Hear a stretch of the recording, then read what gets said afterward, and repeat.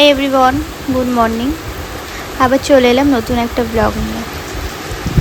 আজকে হচ্ছে 28শে জুন, আর আজকের দিনটা আমাদের জন্য খুবই কঠিন একটা দিন। আজকের দিনে আমার বাবা আমাদের সবাইকে ছেড়ে চলে যায়। তো আজ 3 বছর পূর্ণ হলো বাবা নেই। সকাল থেকে এভাবে বৃষ্টি শুরু হয়েছে। আগের বছরও বাবার বাৎসরিকের দিনে এরকম মুষলধারে বৃষ্টি পড়ছিল। আগের বারে আমরা চাকলা গেছিলাম লোকনাথ বাবার মন্দিরে বাবার নামে পুজো দিতে, আর এবার তো আমি পুজো দিতে কোথাও যেতে পারবো না। তো সেই জন্য মা, দিদি, জামাইবাবু, আমার দিদির মেয়ে অহনা আর আমার শাশুড়ি মা গেছিলেন বড় মায়ের কাছে পুজো দিতে। তো ওরা চলেও এসেছে, আর আমি সকালবেলা স্নান করে উঠে প্রত্যেকবারের মতো এবারেও বাবাকে একটা ফুলের মালা আর একটু মিষ্টি দিয়েছিলাম। আমার বাবা চলে গেছে 3টে বছর হয়ে গেল। কীভাবে 3টে বছর পার হয়ে গেল আমরা বুঝতেও পারলাম না। যেদিন বাবা চলে যায় সেদিনও আমরা বুঝতে পারিনি যে বাবা এইভাবে চলে যাবে। প্রতিটা ভালো মুহূর্তে বাবাকে খুব মিস করি।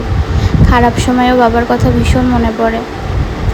আমার বেশি খারাপ লাগছে এবছর, কারণ আমি নিজের একটা নতুন জীবন শুরু করতে চলেছি, আর সেখানে বাবার আশীর্বাদটুকুই পেলাম না। এটা আমার সবথেকে বড় দুর্ভাগ্যের বিষয়। প্রত্যেকটা মেয়ে কিন্তু বিয়ের পরে একদিনের জন্য হলেও বাবা মায়ের অভাবটা বোঝে, কিন্তু আমার এত কাছে বিয়ে হয়েছে যে যার জন্য আমি বাবা মায়ের অভাবটা কোনোদিনই বুঝিনি। কিন্তু বাবার এই অভাবটা আমি কিছুতেই মেনে নিতে পারি না। আগেও পারতাম না, আর এখনও পারি না। ভীষণ কষ্ট হয় বাবার জন্য। আমি জানি বাবা যেখানেই থাকুক না কেন, আমার আগামী দিনগুলোর জন্য বাবা মা নিশ্চয়ই আশীর্বাদ করবে। আমার পাশে যেমনভাবে ছিল তেমনভাবেই সারা জীবন থাকবে। যেখানেই থাকো আমাকে আশীর্বাদ করো বাবা। তুমিও ভালো থেকো আর আমাদেরকেও ভালো রেখো। যেভাবে পাশে ছিলে সবসময় সেরকমভাবেই পাশে থেকো।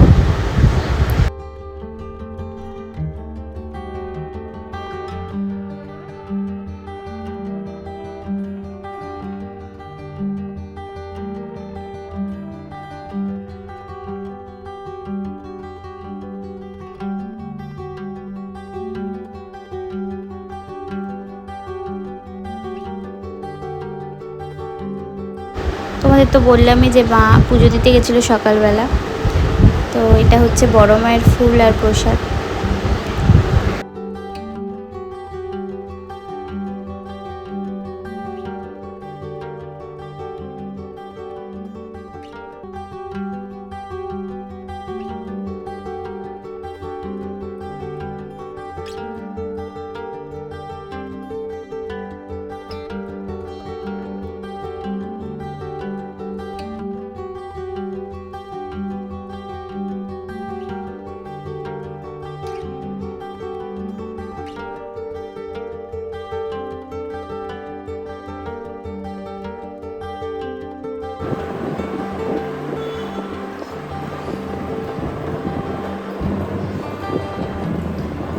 আমি কোথায় গেলাম?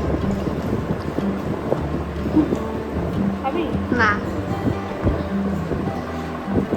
আমি খাবো না।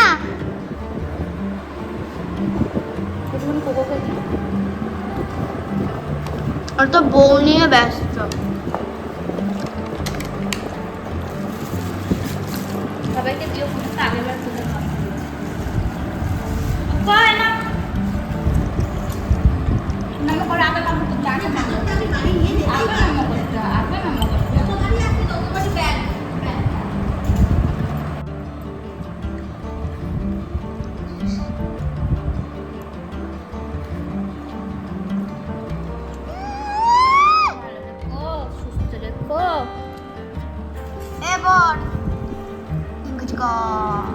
আজকে দুপুরে একদম সিম্পল মেনু করেছে।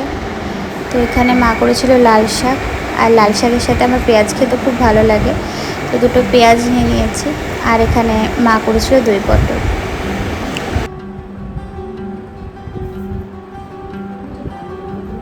দুপুরে লাঞ্চের পর আমি একদম সন্ধ্যাবেলা চলে এসেছি। সন্ধ্যাবেলা আমার একটু কিছু চটপটা খেতে ইচ্ছা করে, তো আজকে ভাবলাম একটু ব্রেড পিৎজা বানাই, আর ব্রেড পিৎজার রেসিপিটাও তোমাদের সাথে শেয়ার করি যে আমি কীভাবে ব্রেড পিৎজা বানাই। একদমই সিম্পল প্রসেসে আমি বানাই। তোমরা এইভাবে বাড়িতে ট্রাই করো, তোমাদের খেতে আশা করি ভালো লাগবে। তো আমি এখানে পেঁয়াজ, ক্যাপসিকাম আর টমেটো ভালো করে কুচি করে নিয়েছি। তারপরে এর মধ্যে আমি একটু নুন দিয়ে এটাকে ভালোভাবে মাখিয়ে সাইডে রেখে দেবো। তোমরা এর মধ্যে আরও অনেক কিছু অ্যাড করতে পারো, যেমন বেবিকর্ন অ্যাড করতে পারো, একটু পনির অ্যাড করতে পারো, কিন্তু আমার কাছে বেবিকর্ন পনির এই মুহূর্তে কিছু নেই। তো আমার কাছে এখন যা যা আছে সেগুলো দিয়েই বানাচ্ছি। আর আমি এখানে 3টে ব্রেড নিয়ে নিয়েছি, যেহেতু আমি একা খাবো। দিদিরা চলে গেছে বিকেলবেলা, তো আমি আমার একার জন্যই বানাচ্ছি। তো ফার্স্টে এই ব্রেডগুলোকে আমি খুব ভালোভাবে সেঁকে নেব। তো আমি একটা ফ্রাইং প্যান বসিয়ে নিয়েছি, ফ্রাইং প্যানের মধ্যে আমি ব্রেডগুলোকে সেঁকে নিচ্ছি। খুব ভালোভাবে সেঁকার দরকার নেই, একটু হালকা করে সেঁকলেই হয়ে যাবে।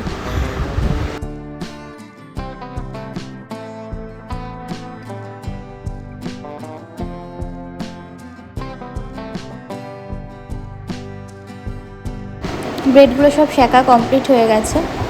এবার আমি ব্রেডের ওপরে একটুখানি সস দেব, টমেটো সস। আর এখানে দেখো চিজটাকে আমি এরকমভাবে গ্রেট করে রেখেছি।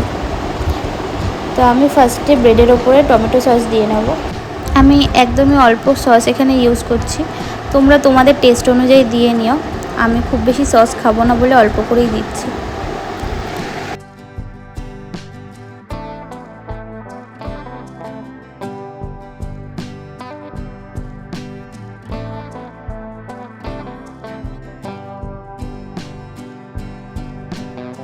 এবার সসটাকে ব্রেডের ওপরে খুব ভালোভাবে স্প্রেড করে নেব।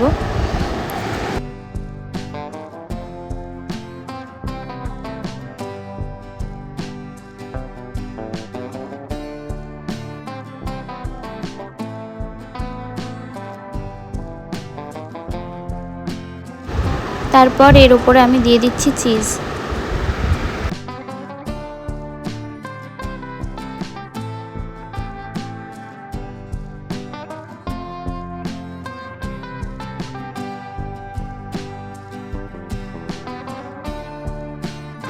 এরপর এর উপরে কুচানো সবজিগুলো দিয়ে দেবো।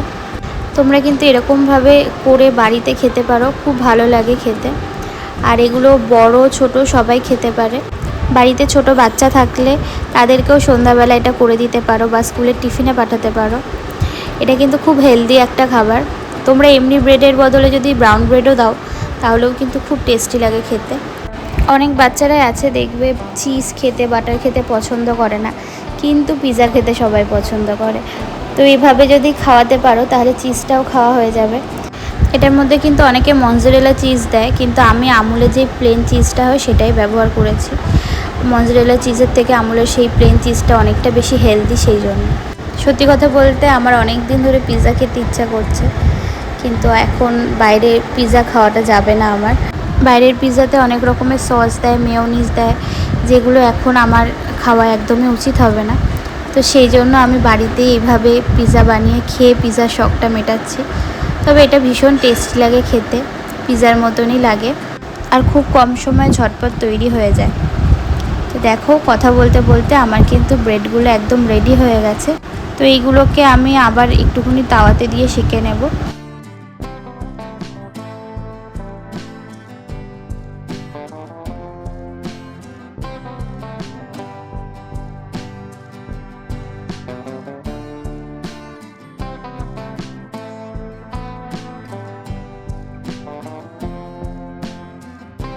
এবার ব্রেডগুলোকে সেঁকার জন্য আমি ওই সেম ফ্রাইং প্যানটা নিয়ে নিয়েছি।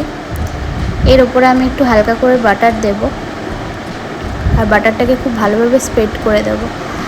আমার কাছে না ওই অয়েল ব্রাশটা নেই, ওটা নষ্ট হয়ে গেছে, তো আমি সেই জন্য চামচ দিয়েই করে নিচ্ছি।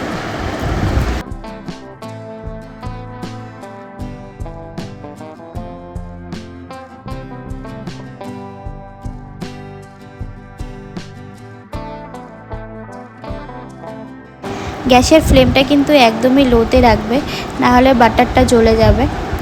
আর পুরো প্রসেসিংটাই কিন্তু একদম লো ফ্লেমে হবে, নাহলে কিন্তু ব্রেডগুলো জ্বলে যাওয়ার সম্ভাবনা থাকে। তো আমি দেখো ব্রেড একটা দিয়ে দিয়েছি, এটা দিতে গিয়ে আমি হাতে ছ্যাঁকাও খেয়েছি। তো খুব সাবধানে দিও। আর এগুলোকে খুব বেশি সময়ের জন্য রাখার দরকার নেই, 2 মিনিটের মধ্যে দেখবে চিজগুলো গলে যাবে। আর খুব বেশি জোরে কিন্তু দেবে না, একদমই আস্তে দেবে, নাহলে কিন্তু ব্রেডগুলো তলা দিয়ে পুড়ে যেতে পারে। আমি কিন্তু ব্রেডগুলো দিয়ে একটু ঢেকে রেখেছিলাম, তারপরে দেখো 2 মিনিট পরে আমার ব্রেড পিৎজা একদম রেডি। এটা যখন হয়ে যাবে দেখবে সবজিগুলো আর চিজের যে একটা সুন্দর গন্ধ বেরোবে, সেই গন্ধতেই তোমরা বুঝে যাবে যে এটা রেডি হয়ে গেছে। তো বাকি আরেকটা যেটা ছিল সেটা আমি দিয়ে দিলাম। আর আগেরটাতে আমি অরিগ্যানো অ্যাড করতে ভুলে গেছি, তো এটাতে অ্যাড করে দিলাম। অরিগ্যানোটা যদি থাকে, অরিগ্যানো, চিলি ফ্লেক্স এগুলো দিতে পারো। বাচ্চারা খেলে চিলি ফ্লেক্সটাকে না দেওয়াই ভালো। তো আমিও এখানে চিলি ফ্লেক্স দিইনি, আমি খুব বেশি ঝাল খেতে পারি না, সেই জন্য। আগের ব্রেড পিৎজাগুলোতে তো আমি অরিগ্যানো দিতে ভুলে গেছিলাম, তাই এখন ওপর দিয়ে একটু দিয়ে নিচ্ছি।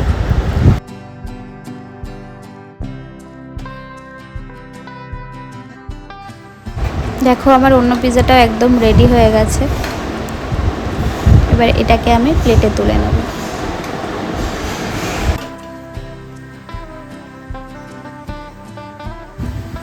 আমার ব্রেড পিৎজা একদম রেডি। কত ইয়াম্মি লাগছে দেখো দেখতে। এটা কিন্তু খেতেও খুব ইয়াম্মি হয়, তোমরা বাড়িতে অবশ্যই ট্রাই করো। আর ট্রাই করার পরে কিন্তু আমাকে কমেন্টে অবশ্যই জানাবে যে তোমাদের কেমন লেগেছে। তো চলো, আজকের ব্লগটা আমি এই পর্যন্তই রাখলাম। খুব সুন্দর একটা রেসিপি তোমাদের সাথে শেয়ার করলাম, তোমরা কিন্তু অবশ্যই বাড়িতে ট্রাই করো। তো আজকের ব্লগটা যদি ভালো লেগে থাকে তাহলে কিন্তু একটা লাইক করে দিও। আর যদি আমার ব্লগ নতুন দেখে থাকো তাহলে কিন্তু সাবস্ক্রাইব করে যাও। খুব তাড়াতাড়ি দেখা হবে আবার নেক্সট ব্লগে। সবাই সুস্থ থেকো, ভালো থেকো।